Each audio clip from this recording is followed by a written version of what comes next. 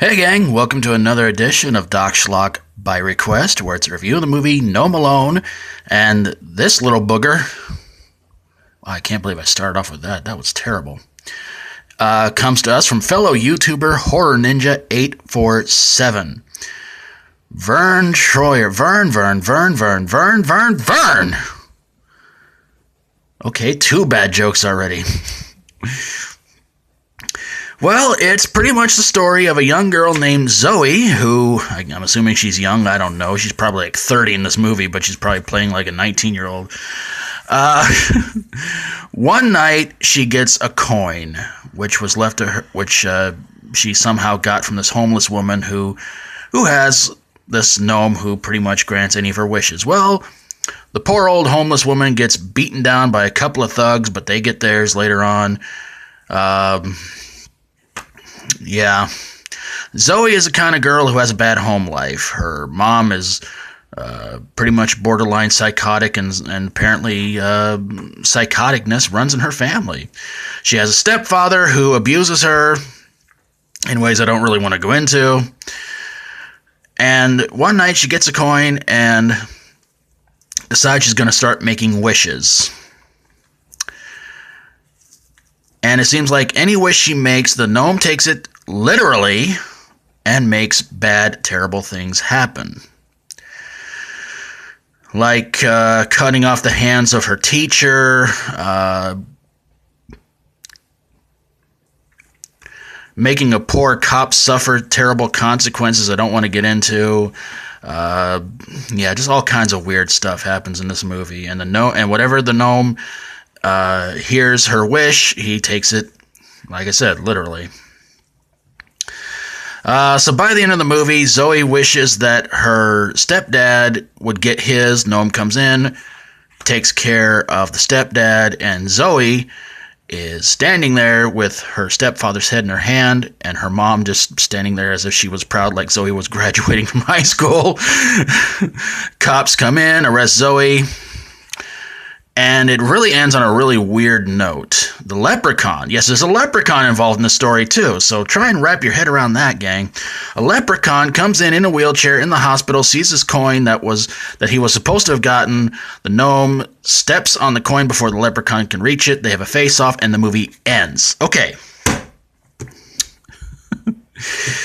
I want to throw this one out here. A fellow YouTuber by the name of Screaming Soup did a video recently where he talked about how bad the Leprechaun comic book series was, and he said something about how he would love to see Leprechaun versus Wishmaster. Honestly, I think after watching this movie, I think that would be a horrible idea.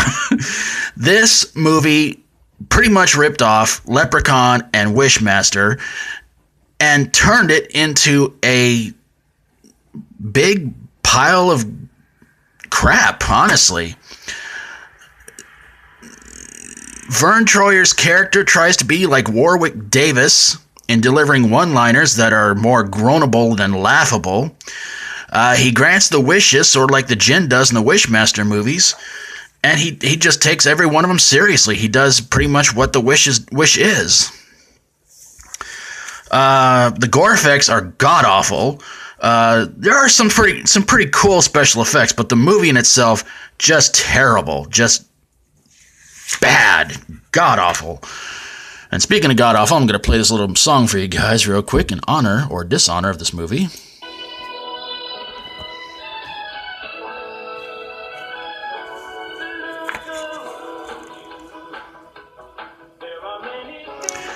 The theme from David the Gnome. Did you guys ever read about how they ended that series?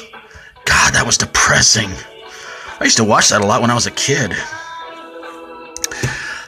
But yeah, the movie, the kills in this movie are over-the-top ridiculous and idiotic, and they try to throw in some sort of a lesbian character in which they may sit there and kind of in which they were probably sitting there going like, let's throw in a lesbian, and maybe that might make people want to watch this movie to distract them from knowing how much this movie's going to suck when it's over with.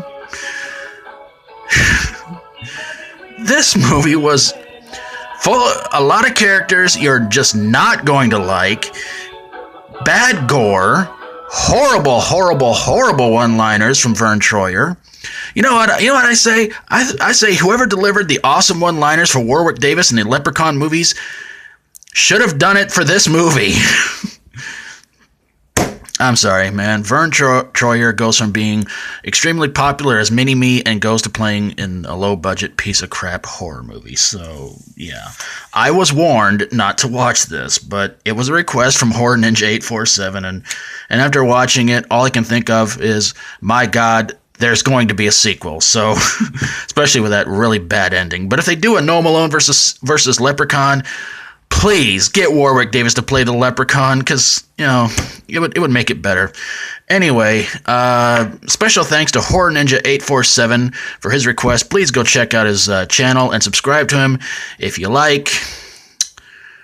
But please choose to ignore the fact that he sent this in. And if you like my videos, feel free to subscribe. And if you have a horror, sci-fi horror, comedy horror, fantasy horror movie that made you want to stick a lawn ornament into your own brain, send it my way and I'll get on it ASAP. Thank you so very much for watching, and until next time, for Doc Schlock, by request, stay strong and rock on.